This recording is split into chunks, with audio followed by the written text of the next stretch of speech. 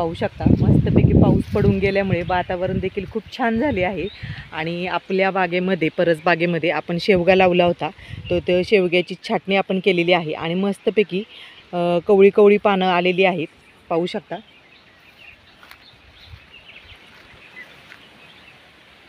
छानपैकी शेवगे हे फुटले आहेत आणि जी कवळी कवळी पानं आहेत ती कवळी कवळी पानं आपण घेणार आहोत।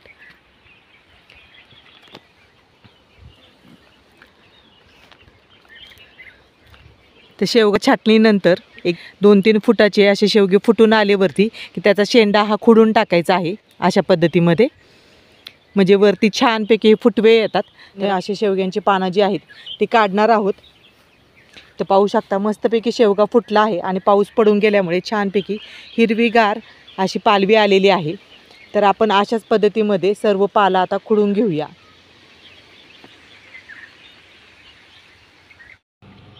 तर पाहू शकता मस्तपैकी आपण शेवगा हा खुडून आणलेला आहे। जी कवळी कवळी पानं आहेत तीच आपल्याला घ्यायची आहेत। तर पाहू शकता अशा प्रकारे ही खुडून घ्यायची आहेत।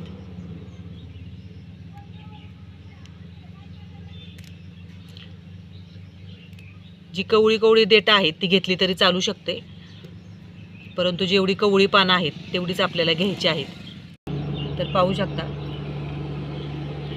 जास्त जर निबर देठं असतील तर अशी खुडून घ्यायची।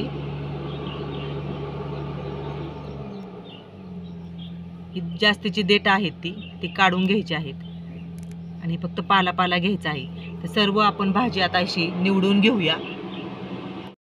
इथे आपण मुगाची डाळ घेतलेली आहे। इथे कोणतीही डाळ आपण घेऊ शकतो शेवग्याच्या डाळीसाठी।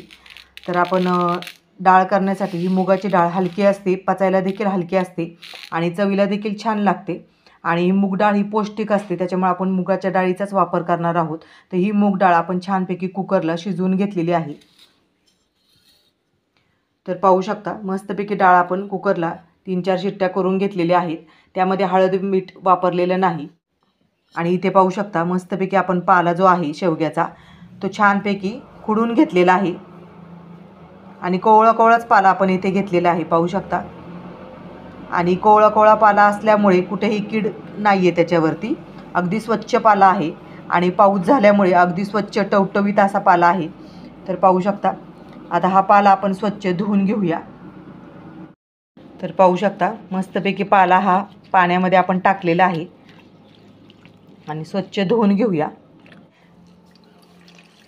तर हा पाला आपण पिळून काढूया।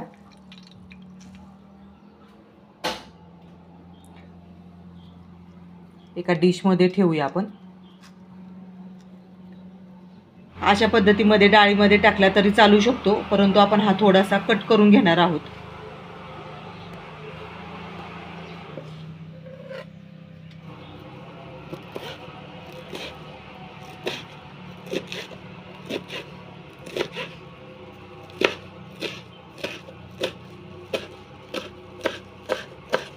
तर पाहू शकता मस्तपैकी आपण बारीक कट करून घेतलेले आहे।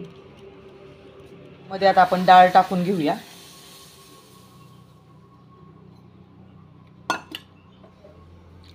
थोडंसं आपण पाणी जास्तीचं टाकणार आहोत। तर पाहू शकता आपण यामध्ये पाणी देखील टाकलेलं आहे। आता या डाळीमध्ये जे शेवग्याचा पाला आपण चिरला आहे तो टाकून घेऊया आणि मस्तपैकी थोडासा ढवळून घेऊया। या डाळीला छानपैकी आपण उकळी आणणार आहोत, म्हणजे पाला हा छानपैकी शिजला जाईल। तर पाहू शकता छानपैकी उकळी आली आहे आणि मस्तपैकी शेवग्याची जी पानं आहेत आपली छानपैकी शिजली आहे। डाळ तर आपण शिजवूनच घेतलेली होती, परंतु डाळीमध्ये मस्तपैकी शेवग्याची पानं ही शिजली आहेत। आता यामध्ये आपण हळद टाकूया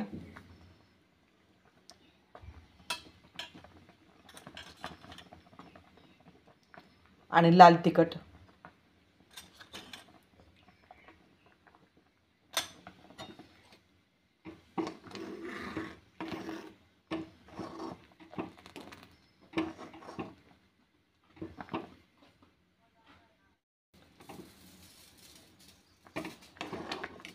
तर पाहू शकता मस्तपैकी पाला शिजला आहे आणि आपण आता लाल तिखट आणि हळद टाकलेली आहे. तर एक 5 मिनिट आपण पुन्हा एकदा छानपैकी उकळी आणायची आहे. पाकळ्या लसणाच्या घेतलेल्या आहेत आणि तो थोडा आपण ठेचून घेऊया. लसूण ठेचल्यामुळे स्वाद खूप छान येतो आणि फोडणी देखील आपली खमंग होते. तर थोडासाच आपण ठेचून घेतलेला आहे. तर पाहू शकता मस्तपैकी जे शेवग्याचा पाला आहे तो छानपैकी शिजला आहे. तर आपण इथे एक पातेले घेतलेलं आहे आणि पातेल्यामध्ये आपण तेल टाकून घेऊया. तेल छान गरम होऊन देऊया. तर पाहू शकता मस्तपैकी आपलं तेल गरम झालं आहे. मोहरी आणि जिरे टाकली आहे आणि लसूण छानपैकी तडतडून द्यायचं आहे. पाहू शकता मस्तपैकी लसूण तडतडला आहे. आता यामध्ये आपण फोडणी करूया.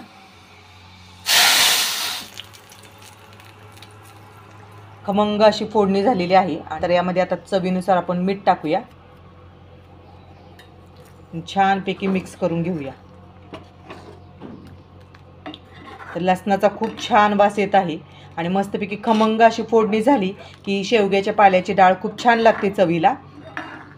तर तुम्ही नक्कीच अशा प्रकारे शेवग्याच्या पाल्याची डाळ करून पहा. आणि पाहू शकता लसूण हा जरी जळालेला वाटला असला तर याची खमंग फोडणी ही चवीला खूप छान लागते. तर अशा प्रकारे डाळ करून पहा. भाताबरोबरती किंवा चपातीबरोबरती खूप छान लागते. तर मस्तपैकी डाळ ही आपली तयार झालेली आहे.